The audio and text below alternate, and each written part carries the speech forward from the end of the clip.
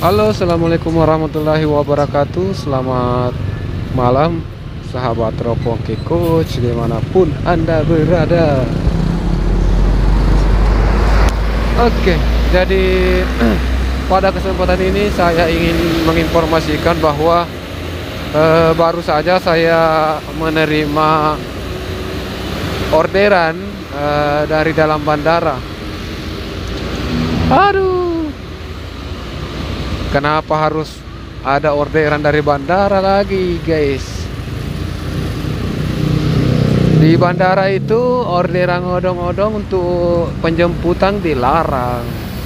Jadi mesti untuk diketahui customer ya, bahwa ojek online dilarang jemput penumpang di bandara. Ojek online dilarang jemput penumpang di bandara. Jadi ceritanya seperti ini. Tadi saya dari arah Kota Maros dapat orderan pengantaran masuk ke bandara. Kalau pengantaran masuk ke bandara itu tidak ada di masalah sebenarnya. Yang jadi masalah itu kalau dari dalam bandara terus mau dibawa keluar, itu yang tidak boleh. Jadi saat saya selesaikan orderan saya tadi, tiba-tiba ada lagi masuk yang kebetulan dia berada di dalam bandara juga, dan itu tidak boleh. Dan setelah saya konfirmasi si customer bahwa ojek online dilarang menjemput, saya berharap dia cancel. Dia tidak cancel sampai ada sekitar kurang lebih 2 jam saya menunggu dia cancel. Dia tetap tidak cancel. Jadi saya yang cancel karena saya mau cari orderan lagi. Saya cancel, tapi tentunya begini, apabila saya yang cancel, apabila driver yang cancel, maka yang pertama performa saya menurun. Otomatis untuk mendapatkan orderan selanjutnya itu akan terhambat karena melihat dari performa yang menurun, maka pemberian order dari pihak Gojek tentu akan memilih yang 100% daripada yang 75%. Jadi performa saya waktu saya cancel itu orderan tadi akan menurun jadi 75%. Jadi otomatis apabila ada yang 100% yang mungkin berjarak dari sama dengan saya, maka dia akan lebih memilih memberikan orderan tersebut kepada driver yang 100% itu performanya. Sedangkan saya menurun 75%. Itu kendala yang pertama. Kendala yang kedua adalah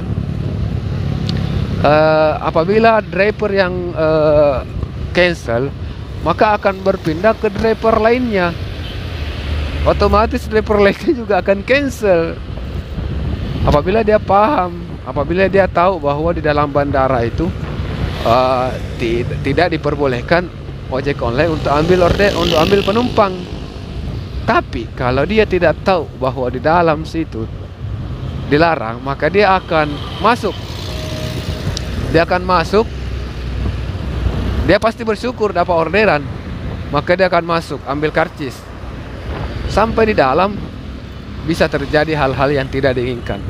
Apabila ojek pangkalan atau driver-driver yang antri ya, di dalam bandara itu ada driver yang antri, ada driver dari motor, ada driver ojek motor ya, ada juga driver mobil rental. Jadi apabila mereka melihat ada driver ojek online yang masuk ambil penumpang, maka bisa terjadi hal-hal yang tidak diinginkan. Karena saya pernah mengalami hampir terjadi sesuatu, tapi saya cepat mengalah. Saya mengalah. Dan apabila driver tersebut mengalah lah, misalnya dia keluar, rugi dong 5.000. Kita bayar karcis, kita ambil karcis itu, karcis masuk itu 5.000 dalam hitungan 1 jam pertama ya. Tapi paling tidak lama lah kita pasti keluar. Jadi kalau keluar bayar 5.000, tapi orderannya tidak diambil, berarti drivernya rugi. Kan seperti itu modelnya. Saya tadi sempat bertanya sama karyawan yang bagian portal ya. Saya bertanya sama karyawan bagian portal. Saya bertanya sama dia, kebetulan dia cewek ya. Saya tanya, Mbak, di dalam itu tidak ada himbauan nggak? Tidak ada papan bicara kah atau apakah yang tertulis bahwa ojek online dilarang ambil penumpang? Bilang ada. Kalau ada, kenapa masih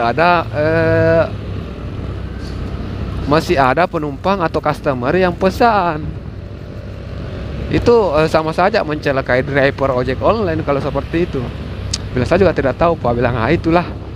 Saya kira tidak ada karena saya belum sempat lihat sih apakah memang ada pemberitahuan di dalam bahwa ojek online dilarang ambil penumpang. Aduh, serba salah juga kalau seperti itu. Jadi saya masih berharap ya, semoga video ini bisa jadi,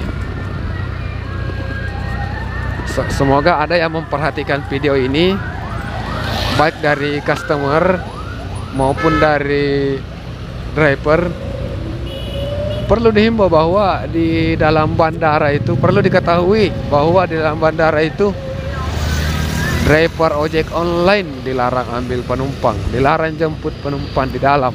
Kalau mengantar bisa ya, supaya tidak terjadi hal-hal yang tidak diinginkan.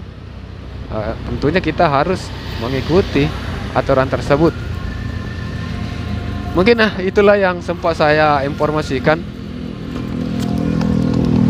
Saya mau masuk dulu isi bensin ya, karena bensinku sudah tinggal 1 balok.